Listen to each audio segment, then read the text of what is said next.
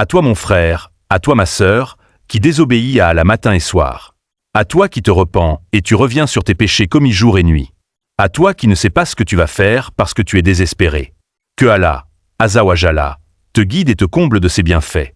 Dissipe tes soucis et qu'il te donne la paix du cœur ainsi qu'à tous les croyants. À toi mon frère, ma sœur, qui a eu la chance d'être en vie en ce moment. Jusqu'à ce que tu regardes cette vidéo. Écoute bien l'histoire de ce mécréant qui serait touché par un truc sacré. On rapporte que lorsqu'il a été interrogé sur l'origine de son repentir, le grand saint, Malik ibn Dinar, qu'Allah l'agrée, a fait le récit suivant. J'étais policier et j'étais occupé à boire de l'alcool fortement. Puis j'ai acheté une précieuse esclave dont je suis tombé amoureux et elle m'a donné une fille. Et quand elle est morte, son amour a augmenté dans mon cœur. Elle m'a aimé et je l'ai aimée également. J'ai eu une fille à laquelle je m'étais fortement attaché. Lorsqu'elle a commencé à marcher, mon cœur s'est attaché à elle et mon amour pour elle s'est amplifié.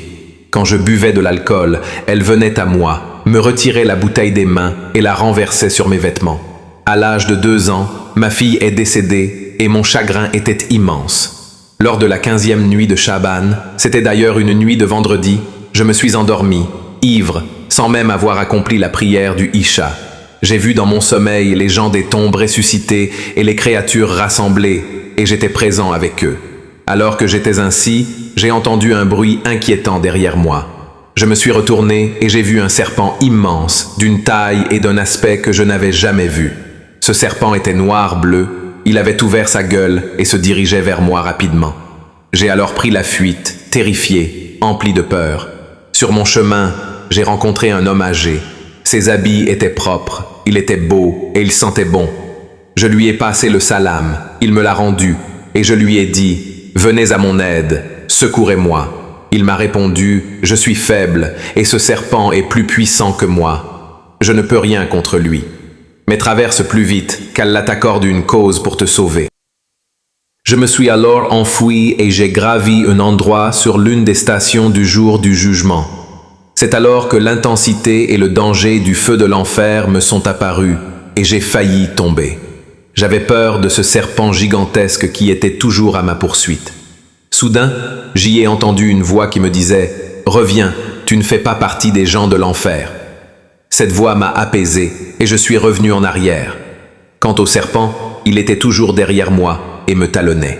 Je suis reparti auprès du vieux homme et lui ai dit « Je vous ai demandé de venir à mon secours pour me sauver de cet énorme serpent, mais vous n'avez rien fait. » C'est alors que le vieillard a pleuré et a dit « Je suis faible, mais va vers cette montagne, car il y a les enfants des musulmans qui sont morts dans l'enfance. Si tu en as un parmi eux là-bas, il t'aidera. » J'ai porté mon regard en direction d'une montagne de forme arrondie. Elle était pourvue de lucarnes fermées avec des rideaux. Chaque lucarne avait 2 volets d'or rouge ornés de perles et d'autres pierres précieuses, et sur chaque volet, il y avait un rideau de soie. J'ai regardé vers la montagne et me suis enfui dans sa direction. Le serpent, toujours derrière moi, continuait de me suivre.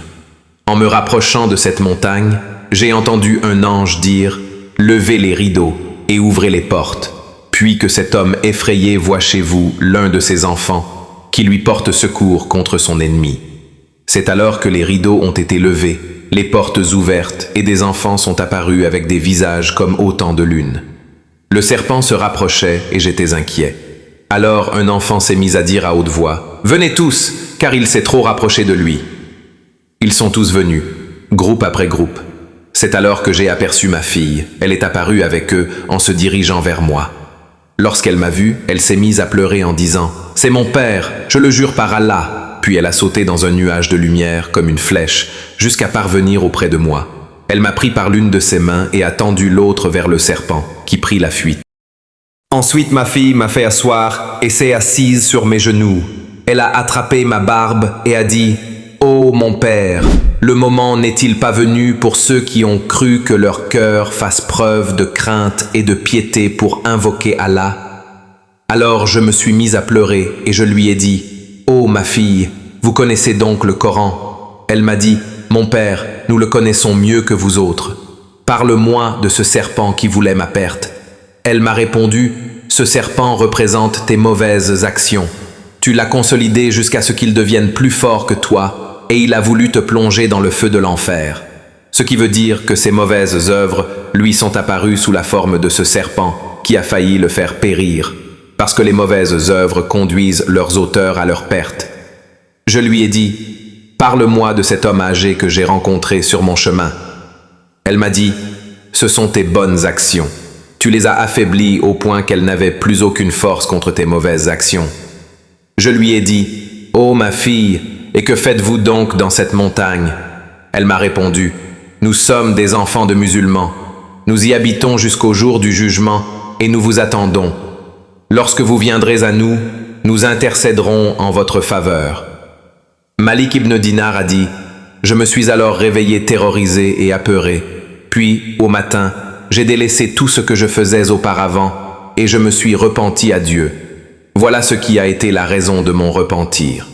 Il se peut que Dieu manifeste à quelqu'un des leçons de morale, des annonces de bonnes nouvelles, des avertissements qui soient une cause pour son repentir.